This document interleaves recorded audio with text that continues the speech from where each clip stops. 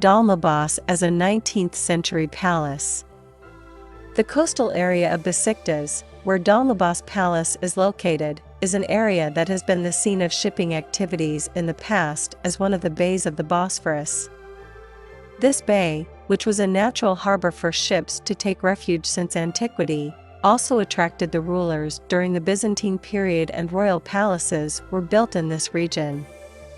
The coastal area, which served as a port where navy ships were anchored and maritime ceremonies were performed during the Ottoman period, was named Dolmabahce after the sea was filled in the 16th century.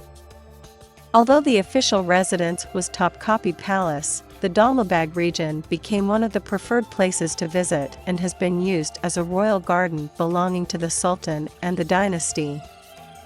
In the 19th century, the group of mansions and pavilions built on this garden were collectively called Besiktas Coastal Palace. The influence of the trend of renewal and modernization of the 19th century was also reflected in the palaces, as well as in the culture and administration of the Ottoman Empire. Dolmabahce Palace, which has the title of being the third largest palace structure of Istanbul today, is the most magnificent work created by this trend of renewal. The structures of Besiktas Coastal Palace were considered to be incomplete in terms of functionality during the reign of Sultan Abdülmecid, 1839 to 1861. These structures were demolished and Dolmabahce Palace was built in their place during this period. The construction of the palace started on June 13, 1843, and was completed on June 7, 1856. It is situated on an area of 110,000 square meters, dominating the magnificent view of the Bosphorus. What are the harem, salamlik, and ceremony sections? The palace consists of three main parts. So, what are these fields used for?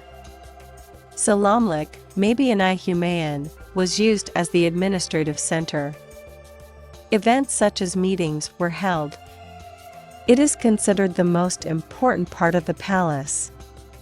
The haremlik, Harem Ihumayan, was the section where the Sultan's family and female servants lived together. It still has many rooms. It also has 6 baths. Carved alabaster marbles were used in these baths. As you can see, even the baths are quite remarkable.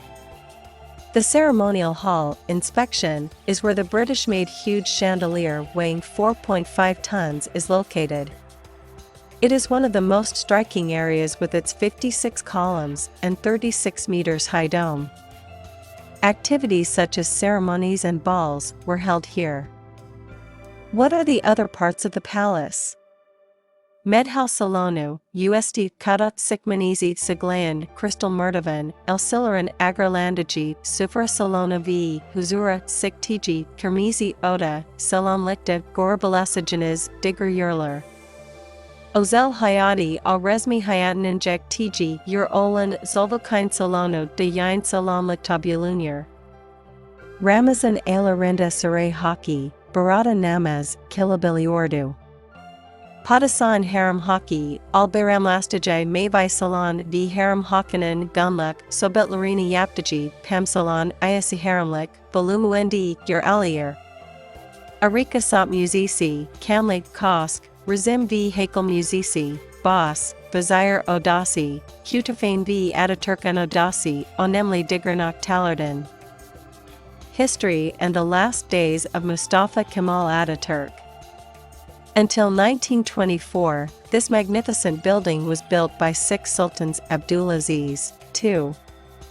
Abdulhamid, Abdülmecid, 5. Mehmed Restat, 6. Mehmet for State Affairs. It was later used for the office of president between 1927 and 1949.